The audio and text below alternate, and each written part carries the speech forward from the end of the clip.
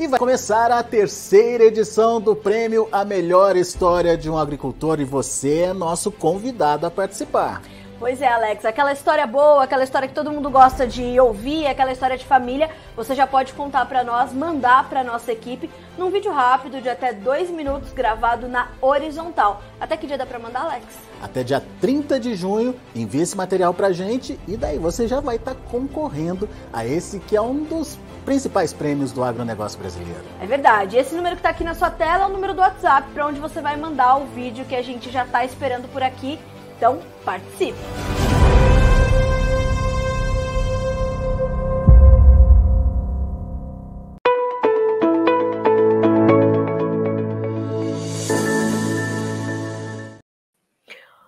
Muito bom dia, agronegócio! Hoje é quarta-feira, dia 7 de junho de 2023, agora são 9 horas e 8 minutos pelo horário oficial de Brasília. Sejam bem-vindos à nossa abertura de mercado pelas redes sociais de Notícias Agrícolas. Estamos ao vivo pelo YouTube, no nosso canal Notícias Agrícolas Oficial e também pelo noticiasagricolas.com.br. Tudo para que você seja sempre o produtor rural mais bem informado do Brasil. Se não é produtor rural, profissional do campo, do agronegócio, certamente juntos vamos então destacar as primeiras notícias desta quarta-feira, o andamento dos preços e hoje a gente começa, como você viu antes de iniciarmos o Bom Dia Agro, a chamada para você participar do prêmio Melhor História de um Agricultor. Pois é, até o dia 30 de junho você pode mandar o seu vídeo para nós, contando a tua história, a história da tua família, enfim, não importa, o importante é você participar, certo? E trazer essas informações para nós, é muito simples, vai fazer um videozinho na horizontal de até 2 minutos contando a tua história, tá? Vai mandar pelo número de WhatsApp que a gente está disponibilizando aqui para vocês, que é o 19 997670241, repetindo, 19 997670241. Sucesso, vai mandar para nós. E aí hoje, no Bom Dia Agronegócio, a gente vai começar, né, na verdade, uma série de entrevistas com os nossos 6 campeões, né? Os 3 vencedores da primeira edição, os 3 vencedores da segunda edição estarão conosco aqui nos próximos dias. E hoje a gente vai começar com o campealíssimo da primeira edição. Já já ele vai estar aqui conosco, o senhor João Alves, né? E mais alguns minutinhos a gente vai direto para Paracatu, Minas Gerais, para conversar com ele. Antes disso, a gente vai checar como é que estão os preços e, para começar, eu te lembro que o Bom Dia Agronegócio tem sempre o apoio da Cochupé, a maior cooperativa de cafeicultores do mundo. Vamos aos preços. A gente começa, claro, com a Bolsa de Chicago, onde os preços têm alta para os grãos nesta quarta-feira. Nós temos alta de 0,4% para a soja, com 13 dólares e 56 centos por bushel agora. O milho, 6 dólares e 8 e uma alta de 0,2%. O trigo sobe 0,4% para 6 dólares e 29 centos por bushel. Ainda em Chicago, vamos olhar também para preços de farelo e óleo de soja, ambos operando em campo positivo. O farelo sobe 0,5%, 0,5% de alta para 398 dólares e 70 centos por tonelada curta, enquanto o óleo vai a 50 centos mais 98 por libra-peso e nós temos uma alta neste momento de 0,1%. Então, o óleo sobe de forma um pouquinho mais tímida. O café, agora sim, na Bolsa de Nova York, o café é quem lidera os ganhos entre as soft commodities. A gente tem 1 dólar e 85 mais 70 por libra e um ganho de 1,7%. Nós temos o açúcar subindo também, 0,7% de ganho para 24 centos mais 77 por libra-peso. Já o algodão cai em Nova York para 84 centos mais 25 por libra, tem 1,3% de queda. E hoje é dia de alta para o petróleo. Tanto no Brent quanto no WTI, nós temos ganhos. O WTI sobe 1,1% para 72 dólares e 55 centos por barril, enquanto no Brent a alta é de 1% para 77 dólares mais 8 centavos, tá? Gás natural tem alta também de 1,7%, o ouro cai 0,3%, a prata e o cobre sobem, a prata tem alta de 0,05% e o cobre 0,5% de alta na manhã desta quarta-feira, 7 de junho. Dólar Index caindo hoje, 0,2% de queda. Nós temos, neste momento, 103.862 pontos. Bolsa de Dalian, onde os negócios já fecharam, mercado futuro da China. Queda para o farelo, queda para óleo de soja, queda para milho, queda também para o suíno vivo. Veja só a análise de Eduardo Vanin na manhã dessa quarta, para financeiro e fundamentos. Bolsas na Ásia em queda, o CSI 300 continua recuando, e isso já vem desde o início da semana. Dados da balança comercial da China e da Ásia reforçam o cenário de freada no crescimento global. As exportações de semicondutores da Coreia para a China em maio recuaram quase 35% e o câmbio na China continua subindo. Máxima hoje de 7,14. Atenção. Petróleo estável, índice de commodities da Bloomberg estável, risco de geadas para o sul do Brasil e também para o Paraguai na próxima semana. A gente está de olho, a gente está acompanhando. Ó, a você que está ali trabalhando conosco, tá ali, né, enquanto trabalha, vai ouvindo o Bom Dia Agronegócio, vai trazendo essa sua participação aqui para nós. Você pode participar aqui também do lado, tá? Ó, nesse chat que está aqui do seu lado. É só mandar para nós ali a sua pergunta, sua opinião, seu posicionamento, enfim, o que você quiser e precisar saber, que juntos a gente vai trazer por aqui, tá certo? E olha só, o Nivaldo Forastieri me falando aqui, ó. Bom dia, Carla. Manda um abraço para os amigos e produtores de Itambé, na região e região no Paraná. Muitos amigos acompanhando o Bom Dia Agro. Obrigada, viu, Nivaldo? E a todos os amigos produtores rurais de Itambé, no Paraná, que acompanham, que assistem diariamente o Bom Dia Agronegócio. Para nós é uma honra e um prazer trabalhar para e por vocês. Então, obrigada pela audiência, obrigada pela confiança no nosso trabalho. Quero agradecer também aqui a Fernanda, o João, o Danilo, o Kleber, o Alípio e o Edson, que também estão conosco, além do Rogério Branquinho, tá me trazendo aqui algumas informações, fazendo aqui algumas perguntas, eu já chego ali nas respostas para ti, viu, meu amigo? Continue conosco que a gente já vai falar um pouquinho mais sobre o café, inclusive sobre também o avanço da colheita aqui no Brasil, tá certo? E aqui o seu Adonira Castro perguntando se vai ter geada. Já a gente vai falar sobre isso também, tá? Senhoras e senhores, vamos trazer para essa conversa o senhor João Alves, né? Grande parceiro desse site já há muitos anos. E na primeira edição do Prêmio Melhor História de um Agricultor, o senhor João Alves, mais conhecido, né? Ali, principalmente depois da propaganda do João Batista, como o João das Abóboras. E o seu João, de forma muito bonita, né? Ele mandou a sua história para nós na edição de 2021, que foi a primeira edição do nosso prêmio Melhor História de um Agricultor, e foi o grande vencedor. Teve ter poesia, né? O seu João com a sua delicadeza e a sua gentileza toda. Seu João, o senhor já me ouve? Seja bem-vindo, meu amigo. É um prazer recebê-lo aqui, tê-lo para contar mais uma vez e para relembrar a tua história. Bom dia. Bom dia, Carla, bom dia a todos os amigos, bom dia a todos os parceiros do Brasil inteiro, agricultores, companheiros, colegas e dessa grande nação agro que temos. E é sempre um prazer, é sempre bom estar aí no Notícia Agrícola, que irradia e faz um papel muito importante para o agro brasileiro. Parabéns a todos, bom dia mais uma vez. Seu João, é um prazer ter o senhor conosco sempre, principalmente para a gente trazer essa questão aqui do prêmio, o senhor que foi o nosso primeiro vencedor. Qual a importância, seu João, da gente contar as histórias dessas pessoas que estão, né, construindo esse agronegócio, como o senhor, né, nos mais diversos rincões do Brasil, em lugares que talvez a população urbana ainda não conheça, principalmente pelo potencial enorme. Então, o senhor trouxe essas histórias. Eu queria saber do senhor como é que o senhor vê essa iniciativa da gente registrar esses relatos de quem está construindo o agronegócio brasileiro. Bom, cara, o que acontece é o seguinte. Primeiro eu quero fazer, quando você falou rincão, você me deu um espaço aqui para eu dizer, a gente não está mais fixado em Paracatu. Paracatu eu adoro, amo, tem um grande pedaço da minha vida, da minha história lá, como tem na Jaíba, como tem na terra onde eu nasci. Mas hoje a gente está aqui já no norte de Minas, num lugar que se chama Paredão de Minas, no município de Buritizeiro, e estamos aqui praticamente aos 60, recomeçando essa história que certeza vai ter um prosseguimento por o tempo que Deus nos permitir, e colocando mais alguns tijolos. E, seu João, como é que foi essa mudança? Por que ela aconteceu? Como é que estão sendo empilhados esses tijolos? O que aconteceu é o seguinte, Carla, a gente tem algumas metas que você vai colocando e vai cumprindo. E hora você vai mais rápido, hora você vai mais lento. A gente estava em Paracatu, estávamos particularmente muito bem estruturado, muito bem apoiado, mas surgiu uma oportunidade da gente fazer uma expansão.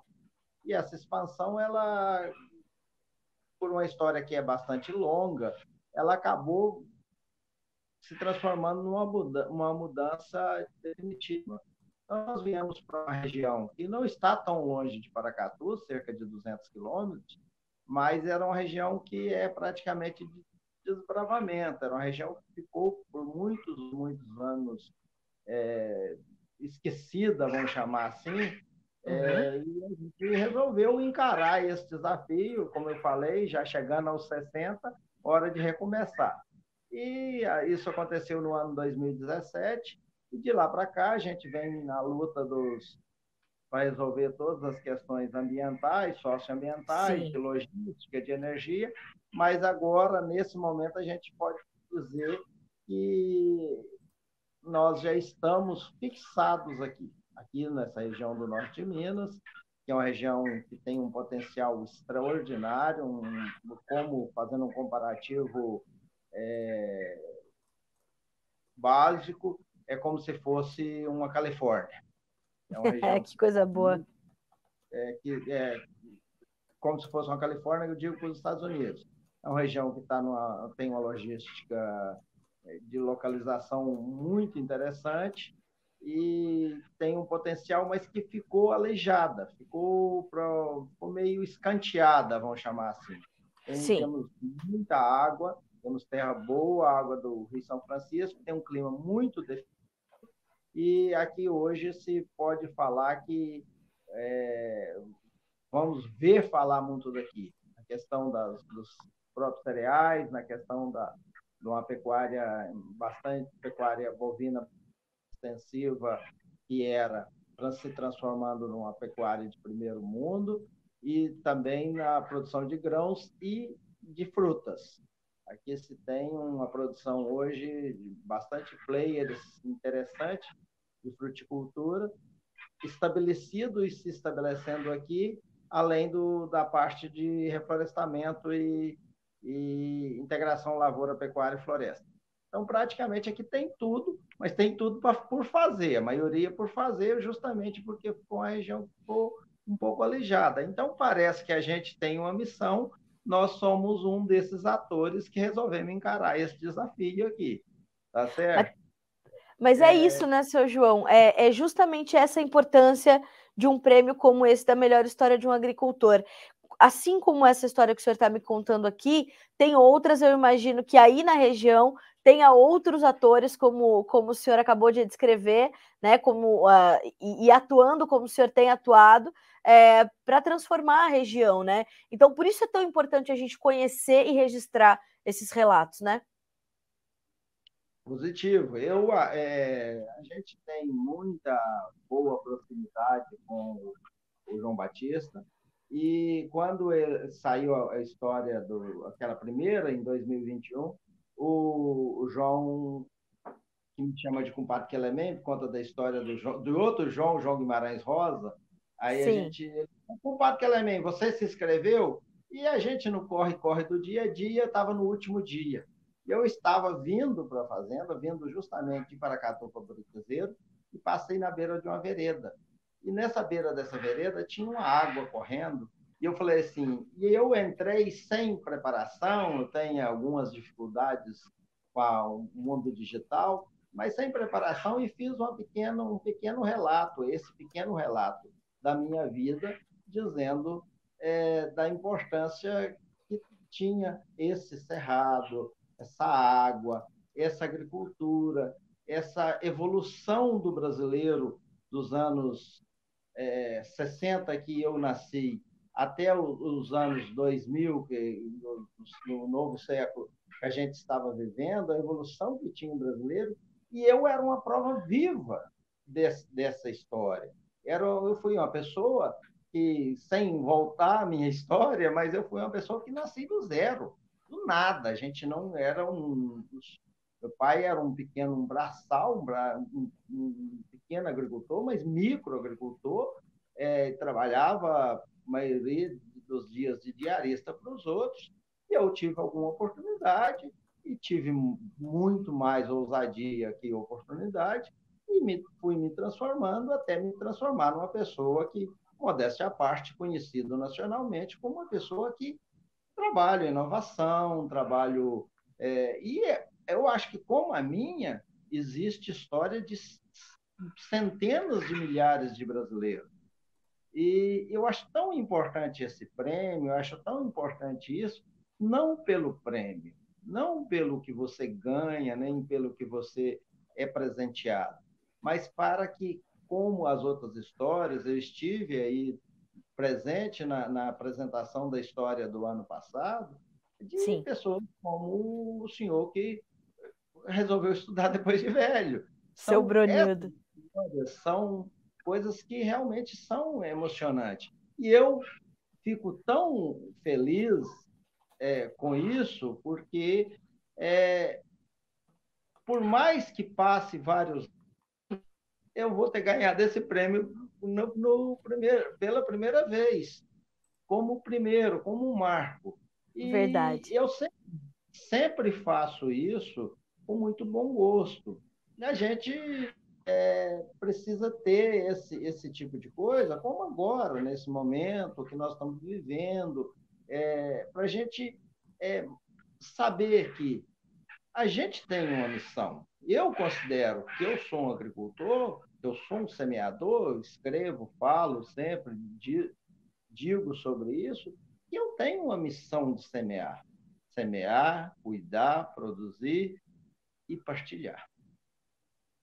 Seu João, eu amo ouvir o senhor falar, amo. Desde que eu comecei a trabalhar aqui no Notícias Agrícolas e me sinto muito privilegiada de poder entrevistá-lo, né? Mais uma vez, dessa vez para falar sobre isso e o senhor finalizar essa fala de forma tão gentil, tão generosa e de forma ao mesmo tempo a estimular outras pessoas para que façam o mesmo, para que cumpram também essa missão. Obrigada por estar conosco na manhã dessa quarta-feira, por falar sobre o prêmio, por falar sobre a importância e pelo senhor lembrar, né, desse marco, como o senhor falou. O senhor foi o primeiro da primeira edição, está registrado e é abrir caminho para os demais que vêm por aí, principalmente para as novas gerações. Obrigada, seu João, parabéns pela sua missão, pela sua história e pela nova história que o senhor está começando por aí em Minas Gerais. O senhor sempre, né, com uma visão que vai muito além, né, do seu horizonte, muito além do seu alcance. Obrigada mais uma vez. Obrigado, Carla. Eu só quero fazer minhas palavras por último aqui. O Fique à seguinte, vontade. eu acho que esse é um momento que a gente vai construir história.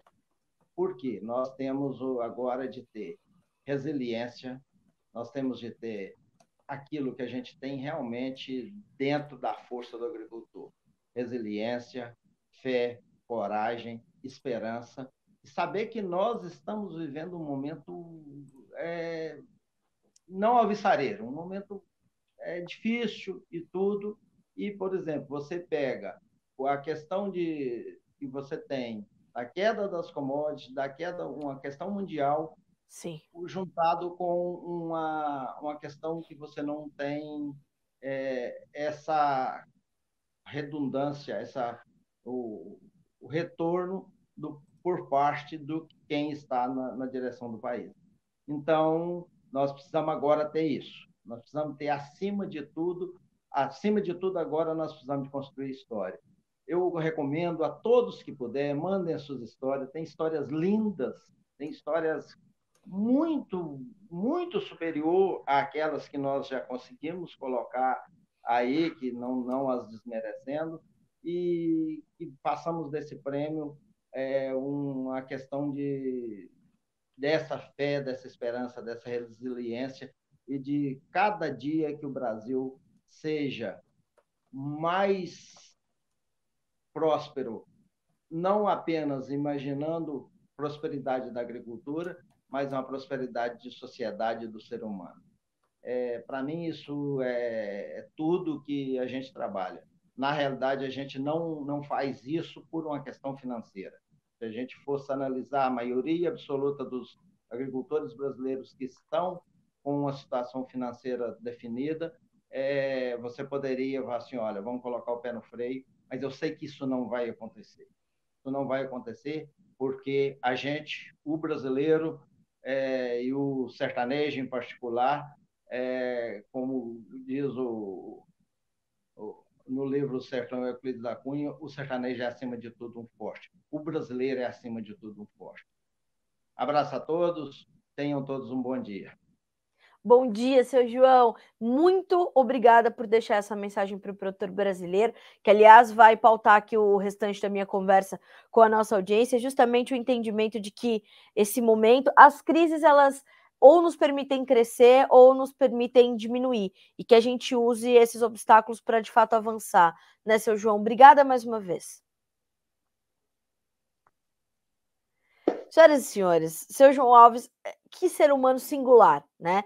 Não à toa foi o primeiro vencedor da primeira edição do Prêmio Melhor História de um Agricultor. Por que a gente está trazendo essas histórias? Né? Para que elas possam inspirar você a mandar o seu vídeo, a trazer o seu relato, porque o objetivo maior desse prêmio, né, que leva, inclusive, o troféu leva o nome do nosso fundador, que é o João Batista Olive, então a premiação ela conta com o troféu João Batista Olive, justamente porque o João é o precursor em contar essas histórias, né? Em registrá-las, em deixar claro e trazer o Brasil para dentro do agronegócio, trazer o Brasil, né, para esses rincões, como o seu João acabou de falar.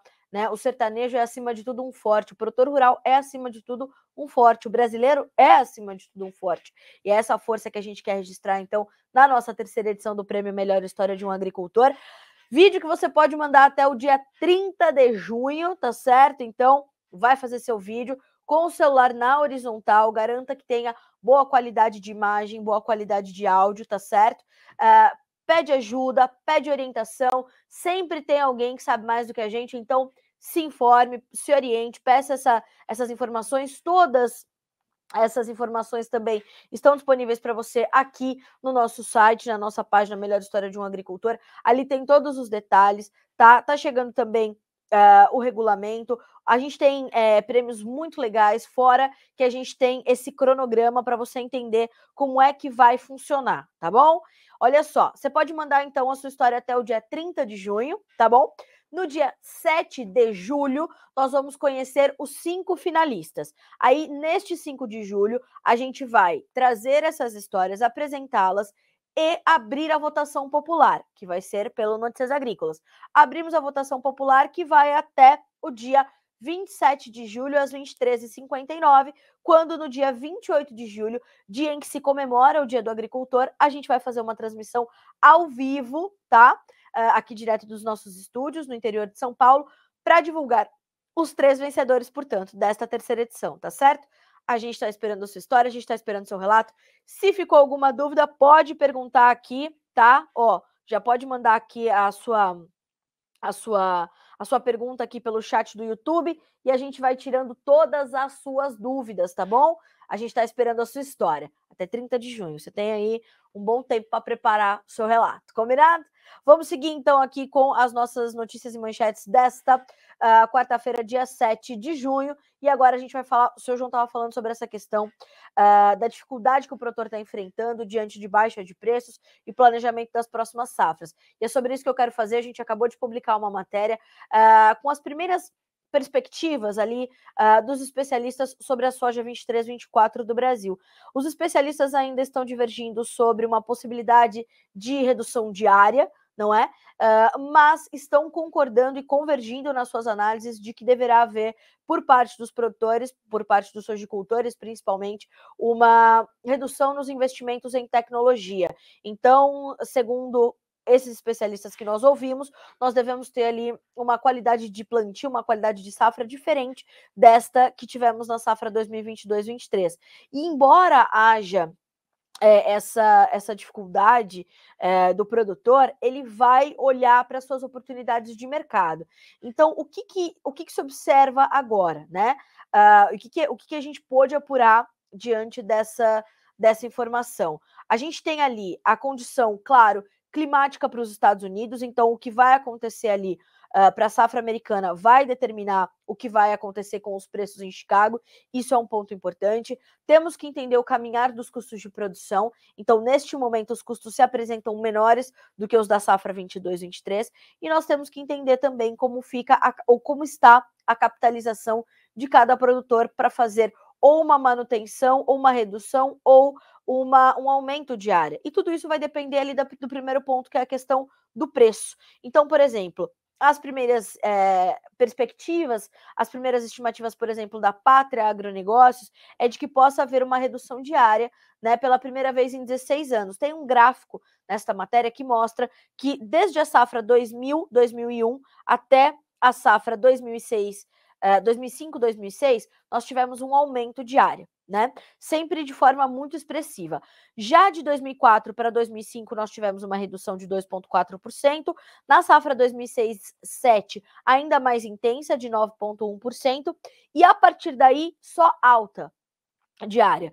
Anos subindo mais, outros subindo menos. Na última temporada, de 21 para 22, né, de 21-22 para 22-23, nós tivemos um crescimento diário de 5,6%, não é? E agora a incógnita está para a safra 23-24. O que vai acontecer? Então, a gente tem alguns especialistas acreditando numa redução diária, outros apontando na manutenção e outros afirmando que, caso nós tenhamos uma puxada dos preços em Chicago em função de adversidades climáticas que podem se apresentar, caso as chuvas que estão previstas aqui para junho e julho não se confirmem, podendo causar problemas lá com a safra americana, e lembrando que os Estados Unidos estão praticamente sem estoques de soja, a gente pode ver Chicago subir, isso poderia promover inclusive algum incremento de área para algum produtor que tenha ali uma margem mais gordinha para fazer isso. Então, olhando para tudo isso, é importante você entender essa matéria, entender este levantamento que fizemos aqui, também comparando com as questões dos custos de produção. E mais do que isso, não bastassem todas as surpresas que a gente tem pela frente, as incertezas que já marcam a próxima safra, o produtor ainda vai ter mais um dilema. Como é que fica a relação entre soja e milho, né? O comportamento dos dois mercados é diferente, a gente precisa lembrar isso. Eles dão rentabilidade diferente, eles têm produtividades muito diferentes, mas eu quero destacar aqui uma fala do Enio Fernandes, tá? Abre aspas para o consultor em agronegócios da Terra Agronegócios, um dos mais experientes do país. Em tempos de preços baixos, a grande ferramenta que você tem é a produtividade. Tudo vem do grão. Você tem que tirar o máximo do grão pelo hectare investido, porque seu custo por unidade vai cair. Eu não consigo gestar risco se eu não tenho grão. Fecha aspas para Enio Fernandes, consultor em agronegócios da Terra Agronegócios, que deixa uma mensagem clara e importante, né? Não vá tomar ali as suas decisões no calor da emoção, porque precisa mais que isso, tá? E você, produtor rural, é experiente e já é mais que isso. Então, é gestão, é estratégia, é entender o mercado, vivenciar e não ficar só assistindo. Isso vale para soja, isso vale para milho, para café, para trigo, não importa, tá? O importante é você vivenciar o mercado dentro das suas possibilidades, respeitando as tuas margens, os teus custos de produção e a tua gestão, tá? Tem que ter gestão de risco, não tem outro caminho, tá? Tem que ter gestão de risco. Então, essa matéria está disponível já para vocês no Notícias Agrícolas, em manchete, para que vocês possam entender como é que... E a partir do mês que vem já começam a surgir os números para as estimativas de plantio, para as estimativas de área que nós temos aqui para o Brasil. A Safras e Mercado, por exemplo, já começa a chegar com os seus números, enfim. Nessa matéria tem Matheus Pereira, da Pátria, Luiz Fernando Gutierrez, da Safras e Mercado, Ginaldo Souza, do Grupo Laboro, e Enio Fernandes, da Terra Agronegócios. Vale a pena você conferir esse material, tá certo? Bom, vamos para a nossa próxima manchete. Vamos falar agora sobre os mercados de hoje, né? Em Chicago, porque estão subindo os futuros da soja, do milho e do trigo. A gente está falando de... A soja passou para estabilidade, agora está em campo misto. O julho tem 13,57, 4 pontos de alta. O agosto, 12,67, sobe 1 ponto mais 25. O setembro e o novembro operam no vermelho. O setembro tem 11,91, caindo 2 pontos mais 25. Mesma queda para o novembro, que vale $11,82 por bushel. Então, nós temos ali um mercado em campo misto, na defensiva. O milho também passou a recuar. O julho está com $6,06, caindo 1 ponto mais 75. O setembro, $5,30, queda de 4 pontos mais 25. O dezembro, 5,37, 3 pontos mais 75 de perda. O março, $5,46, a baixa de 4 pontos. No trigo, este sim mantém-se em terreno positivo. O julho, $6,30, 2 pontos mais 25 de alta. O setembro, $6,42, tem 2 pontos de ganho. O dezembro, 6,61, sobe 3 pontos. O março, com a mesma alta, também 3 pontos, $6,77. Bom, mercado de grãos, quero reforçar aqui, quero passar rapidamente por esse mercado para reforçar para você que sexta-feira é dia de novo relatório mensal de oferta e demanda do USDA. O Departamento de Agricultura dos Estados Unidos traz na sexta-feira seus ajustes para a safra 22-23 e prováveis ajustes para a safra 23-24, mas pouco prováveis. O relatório de junho não costuma trazer muitas mudanças para a safra que está em andamento, tá? Para 22-23, vamos ter atenção principalmente aos números de exportação dos americanos, soja e milho, porque está ali uma dificuldade para se avançar com isso e haver o cumprimento efetivo dos programas de exportação por lá. Para a safra 23-24, as atenções maiores estão voltadas para um relatório que é o relatório de acreage, ou seja, de área, que chega no final deste mês, tá? Ali pode haver algum ajuste em relação ao que se apresentou em março, e aí a gente vai observando como ficam essas mudanças de área e, claro, saber se os ajustes vêm em função de algum probleminha de clima que nós temos tido agora. Lembrando que as últimas imagens do Drought Monitor, ou do Monitor na Seca, lá uma parceria do USDA com a Universidade de Illinois e outras associações, apontam que nós temos 34% de áreas cultivadas com milho sob alguma circunstância de seca e 28% no caso da soja. Para finalizar, esse relatório sai às 13 horas, horário de Brasília. A gente, como sempre, em primeira mão, vai te trazendo aqui as informações já traduzidas para as nossas unidades de medida, é importante dizer. E mais do que isso, te lembro que na quinta-feira a gente chega com as expectativas para o relatório e também olhando para essa condição que o mercado tem de estar mais na defensiva à espera destes números, né? Mas sem desviar o foco das questões climáticas, da condição de clima no Corn Belt, tá bom? Então, focar essa situação, ter as expectativas e, claro, olhar para a tua formação de preço. Hoje, o dólar sobe timidamente 0,2% para R$ 4,92 na manhã desta quarta-feira, tá certo? Bom, na sequência, ontem me pediram informações do arroz, do mercado do arroz. Hoje elas chegam fresquinhas pelo CPEA e o CPEA nos informa, melhor dizendo, que os preços do arroz em casca continuam em queda e além da oferta elevada devido ao fim da safra 22-23, a recente baixa do dólar também influenciou as cotações e assim, segundo os colaboradores do CPEA puderam apurar, grande parte dos compradores está retraída, preferindo trabalhar somente com os volumes já depositados nas indústrias, tá? No acumulado de maio, 28 de abril a 31 de maio, a queda foi de 6,3% nos preços, nos indicadores, tá bem? A colheita da safra 22-23 do arroz em casca já foi encerrada no Rio Grande do Sul, de acordo com as informações da Emater do estado.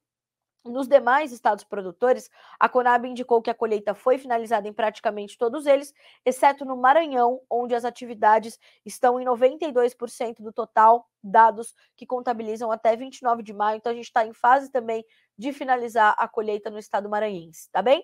Essas são as informações do mercado do arroz. Vamos checar aqui o último indicador CPEA, para a gente finalizar esse comentário. Fechamento de ontem, tá? Lembrando que o CPEA vai trabalhando ao longo do dia, a gente tem sempre o fechamento na finaleira ali do dia, tá certo? mas todos os indicadores nas nossas páginas de cotações, tá bom? O indicador de ontem para a saca de 50 quilos, R$ 82,43, com uma queda de 0,2%, tá? A média do DERAL para o arroz agulhinha, R$ 105,00, agulhinha em casca, tá? R$ 105,68, uma queda de 3,9%. Se você quiser saber mais, na nossa página de cotações do arroz, tem mercado físico, tem o agulhinha irrigado, tem outras, tem já o arroz beneficiado, enfim, tem outras alternativas também, tá certo? Seguimos por aqui. Falamos de arroz, agora eu quero trazer as informações também do CPEA, mas dessa vez sobre o mercado do algodão, tá? Foram divulgadas as informações nesta manhã de hoje e as cotações do algodão em pluma estão relativamente estáveis e assim permaneceram ou estiveram no final de maio e começam junho da mesma forma, de acordo com os pesquisadores do CPEA, né? E estes profissionais indicam que o fechamento de novos negócios, inclusive, está lento no Brasil devido à queda de braço entre agentes quanto aos preços e a qualidade dos lotes disponibilizados. Vendedores consultados pelo CPEA têm elevado o volume ofertado de produto, mas estão firmes nos valores pedidos. Perdi aqui a informação. Do lado do comprador, parte das indústrias oferta preços menores para novas aquisições. Apenas alguns demandantes estão mais flexíveis nos valores de pagamento, especialmente os que estão em busca da pluma de qualidade superior. Então, atenção a preços, mas atenção também à qualidade dos lotes disponibilizados, o que tem travado ali um pouquinho a liquidez do mercado algodoeiro nesse momento no cenário nacional. Vamos ver como é que estão as cotações em Nova York? Caindo hoje, né? Hoje é dia de baixa para os preços do algodão. Vamos checar aqui como é que está o comportamento agora. O contrato julho caiu 1,3% para 84 cents mais 27 por libra-peso. O dezembro, 80 cents mais 99, caiu 1%. O março, 80 cents mais 74, com uma queda também de 0,9%.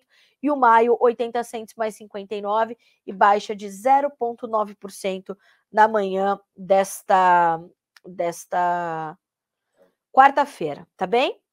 Bom, seguindo por aqui, eu quero trazer algumas informações também sobre ainda a economia chinesa, dessa vez sobre as exportações da nação asiática, que acabaram caindo mais do que o esperado em maio, com uma demanda global um pouco mais fraca, segundo nos informa a Reuters. As exportações da China encolheram muito mais rápido do que o esperado no mês passado, enquanto as importações ampliaram a queda diante de uma perspectiva sombria para a demanda global, especialmente dos mercados desenvolvidos, e levantando dúvidas sobre a frágil recuperação econômica da nação asiática. A segunda maior economia do mundo cresceu mais rápido do que o esperado no primeiro tri, graças ao consumo robusto de serviços e à carteira de pedidos após anos de bloqueio devido à Covid-19, mas a produção industrial desacelerou com o aumento das taxas de juros e a inflação apertando a demanda nos Estados Unidos e na Europa. Então, em comparação com o mesmo período do ano passado, as exportações chinesas apresentaram uma queda de 7,5%, de acordo com os dados do escritório da Alfândega da China, que foram reportados nesta quarta-feira, dia 7 de junho. As importações, por sua vez, contraíram 4,5% contra uma expectativa de queda de 8% e um recuo de 7,9% em abril. Então, a notícia positiva quase que está aqui, se é possível a gente dizer isso, né? Então, a gente está falando de uma queda de 4,5% nas compras chinesas, mas o mercado esperava algo como 8%.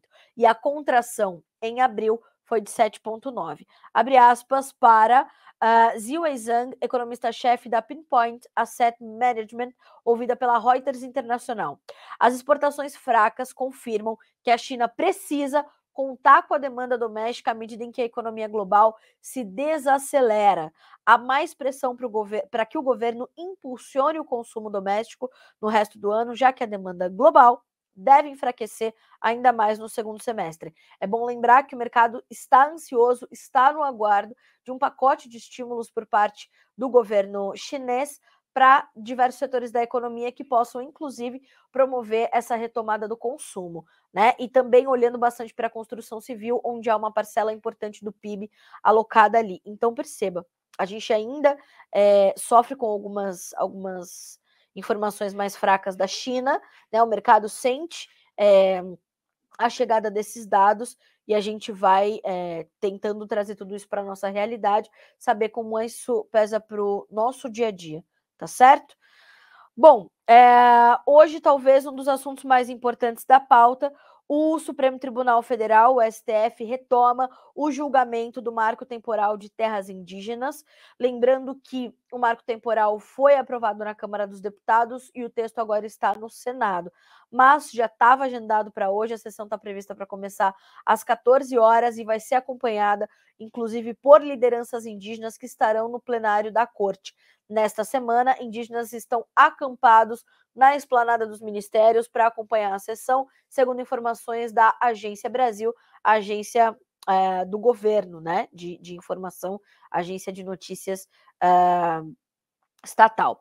No julgamento, os ministros discutem o chamado marco temporal. Pela tese defendida por proprietários de terras, os indígenas somente teriam direito às terras que estavam em sua posse no dia 5 de outubro de 88, dia e data da promulgação da Constituição Federal, o que estava em justiça judicial na época.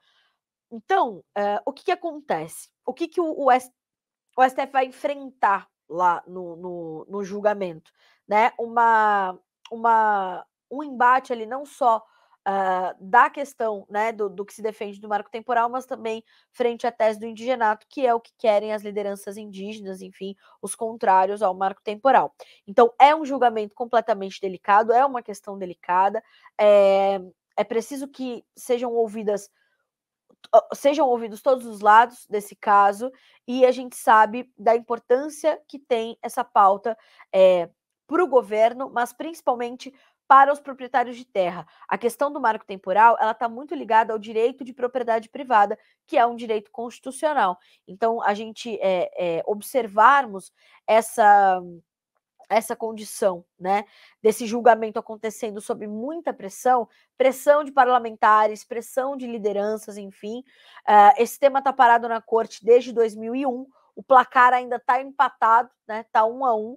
Então, para mim, é jogo que começa agora, né, e a gente vai monitorar. O senador Ciro Nogueira, do PP do Piauí, pediu que o projeto do marco temporal recentemente aprovado na Câmara tramite em regime de urgência, indo direto ao plenário no Senado, sem passar por nenhuma comissão. Na mesma posição, o senador Espiridion Amin, do PP de Santa Catarina, solicitou que o STF adie a discussão até que o Congresso inclua a análise do tema, o que faz bastante sentido, né? Porque como é que fica a discussão do Poder Judiciário sobre o tema, enquanto ela ainda não foi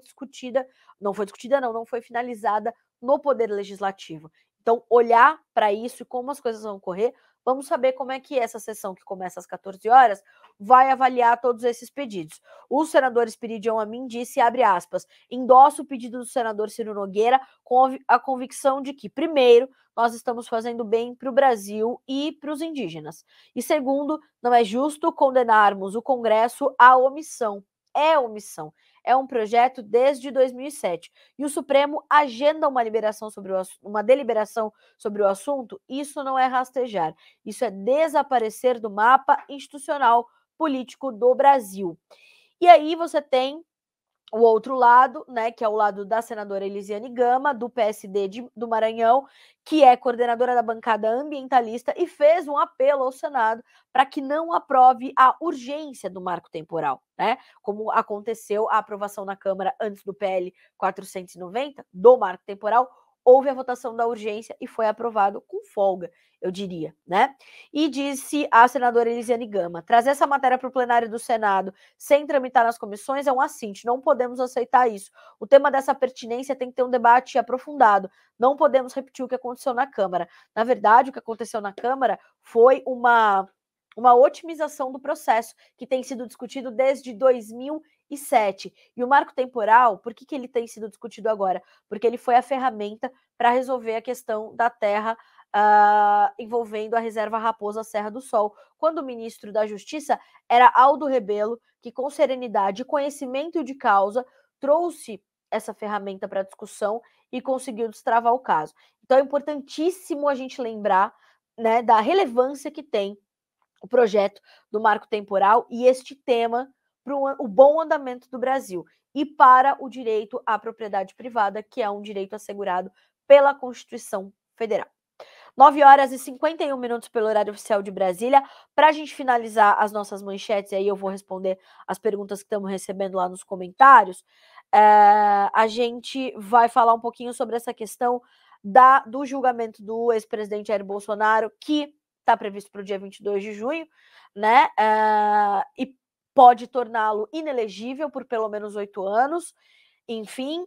E aí o presidente do PL, partido do ex-presidente Jair Bolsonaro, o senhor Valdemar da Costa Neto, ele se posicionou sobre isso e disse que o TSE vai errar se condenar o Bolsonaro na perspectiva do Valdemar Costa Neto. E ele disse o seguinte, ele divulgou um vídeo nas suas redes sociais na noite de ontem, onde afirma que o TSE, o Tribunal Superior Eleitoral, irá cometer um erro se tornar o ex-presidente Jair Bolsonaro inelegível, que seria muito oportuno, né, para a oposição ao Bolsonaro, né, atual governo de situação, se acontecesse. Valdemar comparou a situação de Bolsonaro com o caso do deputado federal cassado, Deltan Dallagnol, e nessa terça-feira, inclusive, o parlamentar mais votado do Paraná teve seu mandato cassado, já oficializado essa situação pela mesa diretora da Câmara dos Deputados, abre aspas para o Valdemar Costa Neto. Quando eu falei do Sérgio Moro e do Dallagnol, eu não tenho nada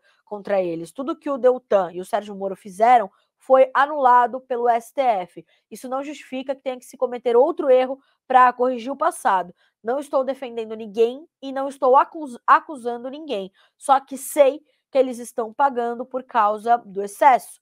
Valdemar disse acreditar que o TSE não vai cassar os direitos políticos de Bolsonaro. E ele segue. Não acredito que o TSE fará isso porque estará errando ao condenar Bolsonaro e deixá-lo inelegível. Nenhuma justificativa tem para exageros do poder judiciário, fecha aspas, para o presidente do PL. Então, estamos aqui acompanhando. Se você quiser, inclusive, assistir ao depoimento completo, né, ao posicionamento, melhor dizendo, completo do presidente do PL, você pode fazê-lo pelas redes sociais e tudo mais. O Twitter, né, do Valdemar Costa Neto tem esse vídeo na íntegra.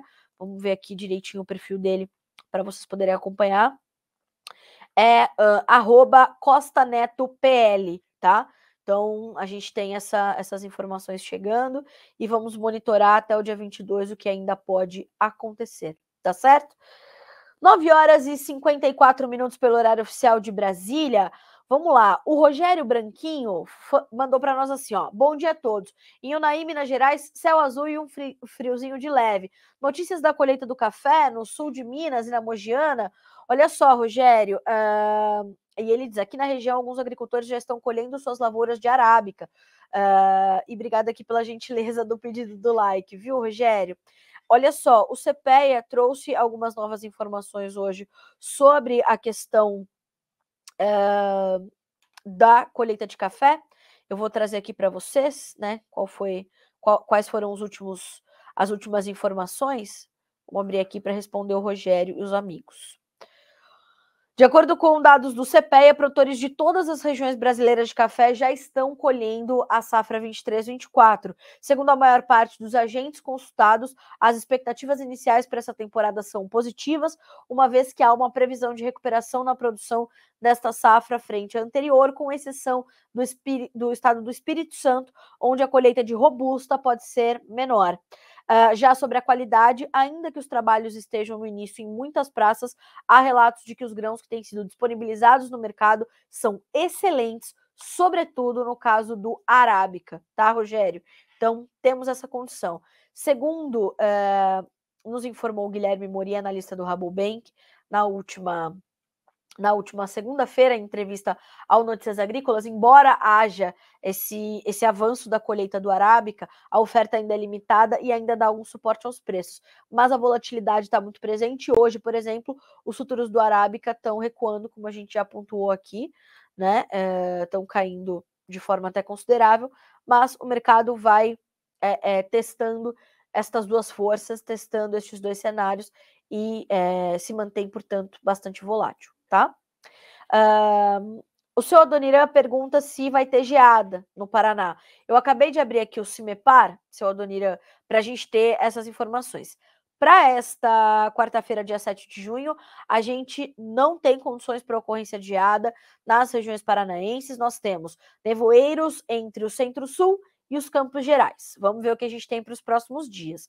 Para as próximas 48 horas, ou seja, na quinta, dia 8, a amplitude térmica é destaque no feriado. Amanhã é feriado de Corpus Christi, né? Não há tendência de formação de geadas também, tá? E para sexta-feira, dia 9, sem previsão de geadas no Paraná, mas amanhece frio em alguns setores do estado na sexta-feira, dia 9. Então, por enquanto, seu Adoniran, para hoje, amanhã e depois, a gente não tem condições para ocorrência de geadas no estado do Paraná, de acordo com as informações do CIMEPAR, o Sistema de Tecnologia e Monitoramento Ambiental do Paraná, ok? 9 horas e 57 minutos pelo horário oficial de Brasília. Vamos lá. O senhor Adoniran também nos pergunta sobre as notícias do Plano Safra 23-24. O senhor Adoniran, o senhor pergunta sobre essa questão dos juros baixos, né? A gente ainda não tem o Plano Safra deverá ser divulgado na semana que vem, está previsto para o dia 13 de junho, terça que vem, né? Precisamos saber se realmente já terminou de ser amarradinho. Não imagino que venham juros baixos, muito baixos, porque nós temos uma taxa básica de juros, né, ainda num patamar que exige que os juros apontados ali pelo Plano Safra, apesar de parte deles ser subsidiado, a gente vai ter ali uma proximidade com isso, enfim, a gente precisa ter um referencial. Então, não acho que a gente vai ter juros baixos, tá? Acho que a gente não está num ambiente econômico, financeiro do país que nos permita ter juros baixos. Mas a gente vai acompanhando. Qualquer novidade a gente traz por aqui. O BNDES, inclusive, ontem reabriu algumas linhas de crédito rural do próprio Plano Safra, né? Ainda resquícios da safra 22-23, e a gente está monitorando, tá? Então, seu Adoniran, então logo a gente tem as informações do Plano Safra 23-24, a gente traz para vocês por aqui, tá certo? Bom dia também para o Matheus, para a Vanessa, para o André, para o José Herbst, para o seu Bernardino Tartari, sempre conosco. O André Dank me pergunta se eu tenho acompanhado as lavouras do Mato Grosso do Sul. Olha, aqui de pronto eu não vou ter todas as informações completinhas sobre o Mato Grosso do Sul. A gente tem acompanhado regiões a regiões, né? Nós, inclusive, tivemos entrevista com Sidrolândia nesta semana, né? Sidrolândia, no Mato Grosso do Sul. O senhor Paulo Stefanello, que é presidente do Sindicato Rural do município, deu entrevista à nossa equipe falando que espera o município colher uma boa safra de milho e aposta em melhora de preços no segundo semestre. Então, a gente vai acompanhando, tá certo? Então, logo a gente tenha informações mais completas sobre o estado, eu trago para vocês também por aqui, para a gente fazer esse acompanhamento, tá certo? Senhoras e senhores, 10 horas em ponto pelo horário oficial de Brasília. Eu vou finalizar por aqui a nossa edição dessa quarta-feira do Bom Dia Agronegócio, deste 7 de junho de 2023.